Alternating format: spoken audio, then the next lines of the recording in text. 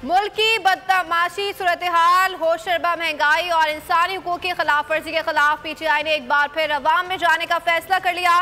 तहरीक इंसाफ लाहौर की जानिब से एहतजाजी रैलियों का शेड्यूल तैयार किया गया है। शेड्यूल और तफसीलात बोल न्यूज ने हासिल कर ली हैं। एहतजाजी रैलियां 7 दिसंबर से 17 दिसंबर तक जारी रहेंगी। रैलियों का आगाज शाम 4 बजे से किया जाएगा। पहली एहतजाजी रैली सीनियर रहनुमा हमाद अजहर के हल्के से निकाली जाएगी। जुमेरात को करामत खोकर, जुम्मे को शफकत महमूद, हफ्ते को मियां असलम इकबाल के हल्के में रैली निकाली जाएगी।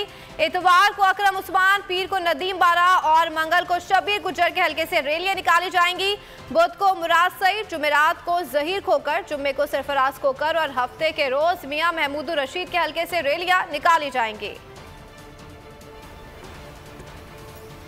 तारीख में पहली बार इमरान खान, आसिफ अली जरदारी, शहबाज शरीफ, मरियम नवाज, मौलाना फजल रहमान और बिलावल भुट्टो सब एक साथ चल रहे हैं सिर्फ बोल पर। सबसे ज्यादा व्यूज और सबसे ज्यादा रेटिंग के साथ बोल आज भी रहा नंबर 1 पर।